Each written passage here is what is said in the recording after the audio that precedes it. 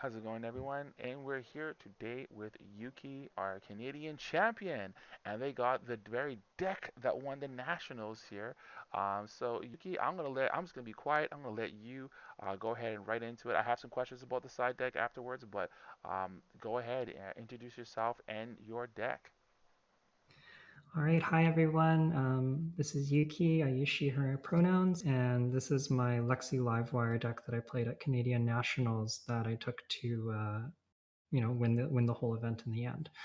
So this is an aggressive Ice Lexi build. It's really kind of plays like a Death and Taxes or like aggro control kind of deck where you're slowing your opponent down while also applying a clock and pressuring them a lot. The deck can push out quite a bit of damage very, very consistently. I would say that 10 to 15 damage is pretty regular for the deck, and then you can get up to maybe 18 or even as much as 20 on some of your really powerful turns off three of a kind if you have six cards to start with. So the deck's really powerful and quite flexible and has pretty strong matchups across the board. There are a few ones that are tricky that we can get into, but overall, I was really happy with how the deck performed. And I think there's definitely some room to tweak and modify things, but there's also a lot of things that I feel pretty strongly about. So we'll get into it. In terms of equipment, the bow, I'm running Voltaire. I think that this bow is incredibly powerful. Just being able to use Go Again is so strong, and it lets you run three of a kind, which is one of the main reasons to be playing Lexi and be playing Ranger. I think it's just such a powerful card. So Voltaire is hands down the best bow for this build, I think. In terms of other equipment, you of course have New Horizon as the headpiece. The double arsenal slot is really powerful. It lets you set up 6 card hands, which is great against control. It also lets you do really interesting things like leave an arrow in arsenal and flip it up, and then use your other arsenal slot to get in 3 attacks instead of just the 2 off Voltaire. And that's a play pattern that this deck likes using a lot. So New Horizon is pretty irreplaceable and very, very powerful. The next piece of equipment I want to talk about is Tunic. This is the chess piece that I run. Tunic is just really good. The extra resource matters a lot of your arrows end up costing 2 because it's 1 for the arrow and 1 for Voltaire. So with Tunic, you can often play 2 arrows off of a blue card, which is a huge, huge game changer. And Tunic is just incredible. Like it's an awesome chess piece in general, but I think that it really shines in Azalea and is one of the stronger homes for it. Or sorry, in Lexi, and it's one of the stronger homes for it. For the feat, I run Perch Grapplers. The 2 block is really incredible. I haven't really come into a situation to use the activation, but Ranger doesn't tend to block very well, and just the extra 2 block is very, very strong. Finally, the last equipment that I run is Shock Charmers. This piece of equipment is just absolutely incredible. It gives you a ton of flexibility and a ton of control over the game because it allows you to wait and see what your opponent does and then pitch into it if you need to force more frostbites or force more discards because they've told you like, oh, I don't want to block and I want to keep my hand because I can push back. It lets you then, pitch aggressively and load them up with frostbites or load them up with discards. So Shock Charmers just gives you um, a ton of control over the game, and it really lets you kind of dictate the tempo of the game, which I think is primarily what this deck is trying to do. It's trying to control tempo, and that makes it really strong into Briar and some of the aggressive decks in the format. In terms of other equipment, I actually don't run any other in this particular list. Heart of Ice is one that I get asked about sometimes. I think that Heart of Ice is okay, but flipping up a Frost card to give them a Frostbite is often enough to tax their defense reactions that the Heart of Ice is just, it's almost taxing yourself. You're just paying 1 resource and it doesn't really do enough. But I could see running that plus like maybe the Null Rune boots if you were worried about Kano and you just wanted to have some extra arcane barrier. The gloves, though, I would still stick on Shock Charmers. Ranger doesn't want to block that much, and the Spell Void 2 is actually very, very good into Kano, so I would always run these Shock Charmers for sure. Let's go into the main deck or the core of the deck here. So here at the core of the deck, first off, there's a lot of ratios that go into playing Ranger. and you really need to have your deck set up correctly in order to be consistent. And so I'm thinking about the number of blues I have as well as the number of that I have. In terms of my blue arrows, I have the Blizzard Bolts as well as the 3 Chilling Ice Fiends. The fusion on this is just really powerful, works great with Shock Charmers, and just really lets you push that disruption, which you're trying to do very consistently.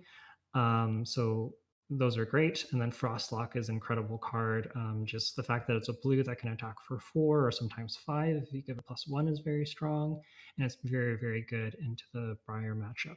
So even though these are blue arrows, I still find them really good. It's not that hard to give them +1 at the end of a chain or something and still push that 4 breakpoint. That's pretty solid. And if you have extras, they pitch for resources, which is great.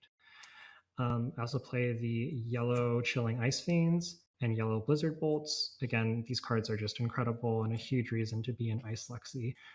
Really, the theme throughout this deck is trying to maximize your disruption. In terms of your red arrows, again, playing the full play set here of the Chilling Ice Fiends and Blizzard Bolts, but also rounding out the arrows with some other, not elemental arrows. So we have red Bolton shots, really good for pushing damage. Just a great rate on them, and the 0 cost is really important since you can play like a Blizzard Bolt for 2 resources and the Bolton shot for 1 resource off the Voltaire, and that's a blue card. So the 0 costs are really nice. I play 3 Remorseless in the main deck as well. I find that Remorseless is good, but maybe not as good as people think. It just ends up being just good enough against everyone. It pushes damage. It's nice into Briar. You can get some extra damage in there. Against the more controlling matchups, it does have a little bit of evasion, which makes it pretty good there. So it's just a very well-rounded arrow, but I also don't think that it is. It's never your best arrow either. It's just a very solid role player. Finally, in the main deck, I play a single Endless Arrow. There are 2 others that I sideboard sometimes, but in terms of my main board, I just play the single Endless Arrow there. Again, the 0 cost on it's really good, and sometimes this coming back to your hand is very, very powerful, especially with Voltaire. In terms of like non-arrow, non-ice cards, I really try to keep it to a minimum for consistency. So I run 3 of a kinds, one of the main reasons to be playing this deck, and then I run red lightning presses as well. The red lightning presses are just an incredible, incredible attack reaction that lets you go over the top of blocks. Often flipping this card up, face up in your arsenal at the start of the turn is really powerful. It lets you +1 your next arrow while still having the go again. And then you kind of ask your opponent, well, what are you going to do? Are you going to, like, here's my attack for 6. If you don't block, you're going to discard a card to Chilling Ice Vein. If you do block, you know that I have the Lightning Press and I can pump it up to 9. And if you overblock to 9, I can just hold my Lightning Press, attack with another arrow, and then play my Lightning Press. So you put them in this really, really tough spot. And the deck is trying to do that a lot. You're often waiting to see how many cards your opponent blocks with, and then adapting your game plan from there. And that's part of the reason Shock Charmers is so good, is you really want to manage that hand size of your opponent. You want to make sure that they can't ever be too aggressive into you, and that whatever they're doing is kind of on your terms.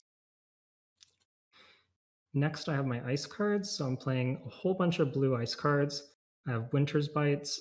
These are pretty solid, just taking a card out of hand. I think you can overload on them, and they are a little redundant with Chilling Ice Vein, since like if they pitch a blue to Winter's Bite and then your Chilling Ice Veins get less good. But that being said, I still think Winter's Bite is strong enough as a blue that you should be playing it. I play blue Ice Quakes, very, very good with Voltaire. You're going wide, you're presenting multiple attacks, and Voltaire giving Frostbite on every attack is just really strong. Plus, it gives 1 when you flip it up. That's just a ton of disruption. I also play blue Amulets of Ice. These started as a sideboard card, but I just realized I ended up liking them in all matchups. I'm only playing 2 of them because you can kind of get overloaded on them. They're better early in the game than they are late. But just being able to against control, being able to take a card for a big turn and push damage is great. And against aggro, just being able to shut them down when maybe you don't have quite a disruptive return as you would like is very, very good. And the Amulet of Ice just being this extra resource is really powerful. Finally, to round out the blues, we have Channel Lake Frigid. This card is very good, but maybe less good than you might expect. In some matches, it's very strong, like against Briar and against Lexi. But that being said, it does cost two, and often just a channel like Frigid is not enough to shut down those decks. Briar can often just pitch a blue and attack you 3 times through a channel like Frigid, which is actually pretty brutal. So you usually want to be playing channel like Frigid as well as some kind of disruptive arrow in combination with it, and then you really tend to lock them out of the game. Um, Next, we have red ice actions. So, of course, Pulse of Volthaven, just a very efficient pump. Amazing card, not too much to say there. Red Frostfangs, these are two of. Only run the 2 copies because you don't want to draw too many of them. However, this card is incredible. It's basically like an ice command and conquer, and it plays very, very well. The fact that it can wear Weave Ices and Pulse of Volthaven is incredible. And additionally, the fact that when you draw it off 3 of a kind, it can fuse makes it a very, very good card. I was originally running Command and Conquers, but I found that on the 3 of a kind turns, drawing Command and Conquer is the last thing that you wanted to see. Just not being able to pitch, not being able to fuse, not being able to play it, it was just kind of stuck in your hand. And the Frostfang, at least you can, fuse with that card, and you're pretty happy to arsenal it. And there's a lot of strong play patterns with this card. You can pulse it to give it go again and +4, which is really nasty. You can also ice quake it. So playing the red ice quakes, you can also ice quake it. So if you flip up a Frostfang, ice quake it, they've already gotten 1 frostbite. You're attacking for 8, and on hit discard plus a frostbite is just really, really nasty. It's basically taking 2 cards from their hand no matter what, while also attacking for 8, and that's, with a blue, that's a 3-card hand, so that's pretty powerful. Finally, the last piece of the core here is the red Weave Ice. Just a very efficient pump. The Dominate can be really good for pushing things through, especially something like a Frostlock. Weave Ice is just a great, great card. In terms of ratios here, I'm usually aiming to play about 32 arrows-ish in a 60-card deck. This should be 28 arrows right now, so I'll often board in some of the arrows in the side deck. Against Briar, for example, I'll probably bring in Sleep Darts, and this is actually the case for a lot of aggro matchups. I'll bring in Sleep Darts and perhaps an Endless Arrow just for a little bit more pressure. Sleep Dart, very, very good. Taking away the embodiments of lightning hurts their offense, but also taking away their embodiments of earth is really good for stopping their ability to block and ensuring that you can disrupt them again next turn. Against more controlling decks, I'm often siding up to somewhere between 65 and 66 cards, and sometimes even as much as 70. So I'll tend to bring in Flakeouts as just more red arrows that have Dominate, and I'll tend to bring in Cold Waves, which have a similar effect to Heart of Ice or to Channel like Frigid, and just continue to tax their defense reactions. In addition to that, against Guardian, I've been bringing in yellow Weave Ices. These yellow Weave Ices help maintain your ice to arrow ratio. Usually you want about 23 ice cards in a 60-card deck, but you want to board, if you're boarding up cards, you want to bring in extra ice cards. So I'll bring these in, and that's really powerful. I'll also tend to board in some blues. So against controls, I'll be boarding up with Polar Blasts, and those are really, really solid. It either gives you Dominate, or it takes a card from their hand that they can't block with, and either case you're pretty happy with. It lets you push damage. Alternatively, so this is sort of my control package, what I would run into Bravo, and if I'm really worried about fatigue, I might even bring in the one of Yellow Remembrance, and this would be more or less the deck that I would run. On the other hand, if I wanted to play into a more aggressive list, I would probably take these out and often run cards like the Sleep Darts that I mentioned, and also like Blizzard, which is really good for shutting down Go Again. So a lot of the aggressive decks want to go wide and want to have Go Again, and Blizzard's very, very good against them. So yeah, in general, the ratio is 32 arrows, 23 to 22 blues, and 23 to 22 ice cards. And you really want to make sure that you're maintaining that. And if you're boarding up, you just want to make sure that you have the same ratio of cards, but just kind of scaled up a little bit to ensure that your deck remains consistent. So Um, one thing yeah, I wanted to ask is so in what I've noticed is there's a very well thought out and methodical deck profile. But I did want to mention that in saying which cards you would side in, I'm curious as to what cards you would side out in some of these matchups. yeah. So I guess so the core of the deck, which I would put like this, is a little bit under 60 cards. This is let's see, this is one, two, three, four. I have about 20 cards in my board here, so off Hmm. this this will stay intact, and then I'll bring in 5 cards to round out the 60 while Got it. maintaining those ratios. Got it. And then against decks that I'm worried about the fatigue, so Guardian's the biggest one. I might board up to as much as like 69 cards.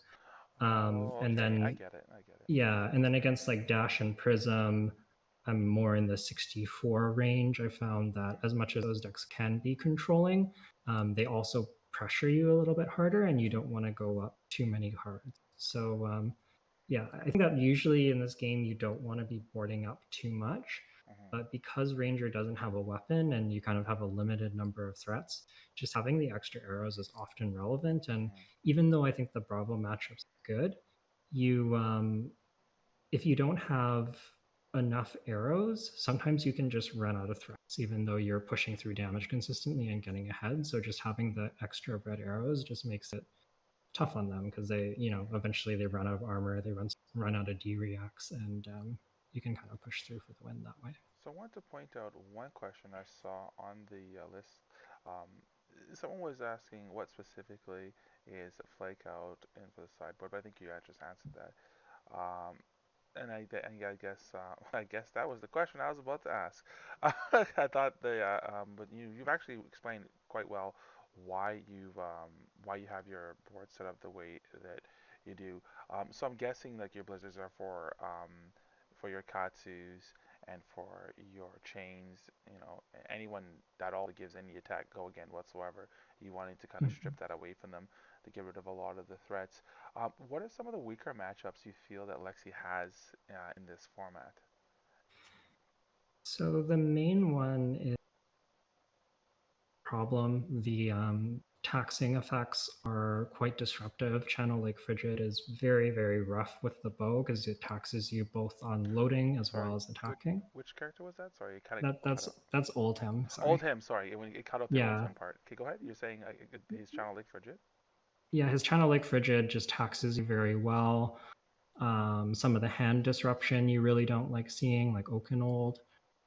He also just blocks very, very well and can deal with your go wide in a way that no other deck really can because he has the shield and he has the Crown of Seeds and Hmm. um, yeah, he's just very good at stopping damage. And as much as like you can board up and have a good plan into him, I still found that I was running out of cards and I was having trouble keeping him under control. So that's a problem matchup for this deck. That being said, most of the other control matchups that I've tested seem pretty good. Hmm. Um, I think that into like auras, you have so much go again. One of the biggest things is that if they're eating damage, I'm pretty happy to just leave an arrow in arsenal and just wait for them. If they, if they take 10, I'll just leave the arrow and go, okay, what are you going to do? You going to play an aura or, and then I'll pop it, or are you just going to sit here? So that matchup's quite positive. Bravo is very reasonable, and so is Dash. You just have a lot of tools to get dominate and go over the top. And that's, yeah, like you said, that's exactly what the flakeouts for. And that's also exactly what the yellow Weave Ices are for. Hmm. And as much as like a card like Flakeout doesn't seem like an amazing card, part of why it's important is that Weave Ice and Pulses really, they only work on ice and elemental cards. Hmm. So you do need to have those elemental arrows. And while something like a headshot might be, a better arrow than Flake Out on paper, if you're wanting to bring in Weave Ices, you really need to have enough elemental arrows in order for this card to have targets, because otherwise this card's really really awkward. And So I guess ultimately, yeah. the more non-elemental cards you're putting into your deck, the more off of its core engine, that's happening, right? That's why you have like just the one Endless Arrow and just the four Remorseless, as opposed to having more headshots and other off stuff, right? And the draw from Polarize must be nice too, right? Yeah, yeah, it's very good into the control maps. It puts you up a card and gives you dominate, or it can put you up two cards even, which is incredible. Yeah. And that's a lot of the way that you can exploit those defensive decks is just you get more cards and you can set up these really really big turns that most decks aren't really equipped to block. Well, I really do like the equipment lineup. It's identical to what I think most competent Lexis were trying to run. Ice was what I wanted to go with at the very beginning in Blitz, and I really did like the Voltaire. I really felt like if I could, all these characters I had a hard time with, I'm like, well, if I just get a whole bunch of Frostbite tokens on them, I can really start controlling um, the matchup. And I feel that Lexi is a very good and a very slept on, although not anymore, character in this meta that is seems to be being ran by yet another Runeblade. I think that this deck at least starts driving a wedge between that, and I really like the what you put together here. Was there any lasting comments that you wanted to make here on the deck? Yeah, the last one, I guess just a tip for anybody trying to pick it up and play it is to really plan ahead when you're playing this deck. You're often thinking two, three, maybe even four turns ahead. You need to be thinking about not just how much damage you're doing, but how many cards you've gotten out of their hand and how many frostbites you've given them and how much they can push back.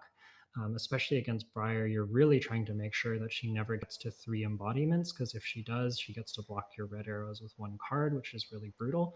So you Mm-hmm. really have to kind of balance, do I set up cards in my arsenal to make sure I can disrupt them again next turn and make their future turn worse?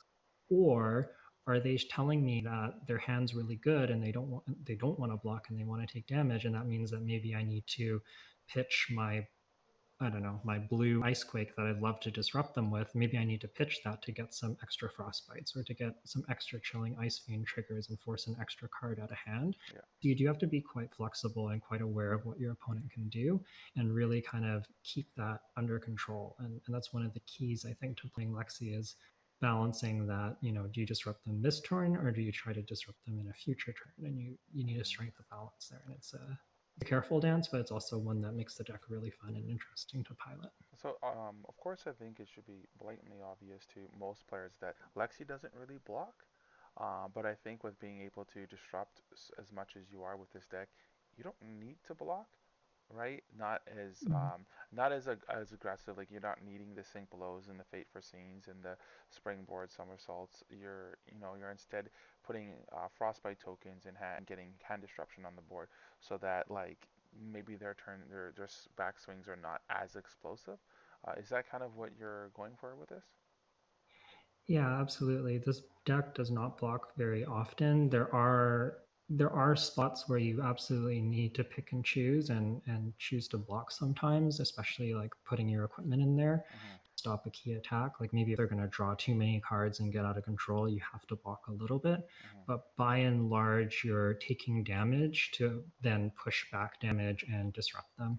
And I think what you'll find is that a lot of the matchups, like especially Briar, the life total can appear quite close, but the game never actually feels that close because you have so much agency over just like how big their turn is, and you're always kind of in control, and it feels like you have tempo, and it feels like you kind of have them not able to fire on all cylinders, which is exactly what you want. So yeah, you're absolutely right. That instead of blocking, you're kind of focused on just making their turn less potent instead. I just look at this deck and I kind of smile. I was like, I'm not gonna say I was building this exact deck, but I had the ice cards. It's like I like this, and I really like the touch with the frost fang. It's just like I looked at the card. I'm like, damn, I want to play this. Like, it doesn't feel right, and you managed to slot it in there. So, Thank you. I want to say thank you for bringing this deck profile out and being as thoroughly explaining it as you do. The last question I have is, do you count your opponent's discard pile? Notice a lot of players not counting their opponent's discard pile. Is that something that you take into heavy account when when calculating out your this turn and next 4 turns? Um, Sometimes, yeah, it sort of depends. You definitely need to be aware of what your opponent has and what they might be able to draw into. Mm-hmm. I wouldn't say that I'm counting their whole discard pile and like keeping track of everything, but I'm often looking for maybe a few key cards. Um, Against Briar, I might be thinking about how many blues they have left based on what I've seen them pitch and what's in their graveyard, and Mm-hmm. knowing most lists run about 12 blues. Mm-hmm. Sometimes on blocks you're going, oh, do they have the lightning press, or how likely are they to, I don't know, in the mirror, like how many channel like frigids do they have left? So you're definitely are paying attention to that, but it's usually just certain key cards that are really powerful, rather than the whole graveyard. Well, once again, Yuki, thank you so much, and I'd like to see what the next stage of evolution in this deck is going to be once Everfest is finally out. I keep wanting to call it EverQuest, but that is a choppy game. So I just want to say thank you so much. I truly appreciate this. And with that said, we'll let you go free into the wild and to say thank you so much. And take care of yourself, and hopefully we hear more from you in these upcoming Blitz events. Oh, sorry, skirmish Blitz events. Yeah, hopefully I'll be able to get some more results. We'll have to see how it goes.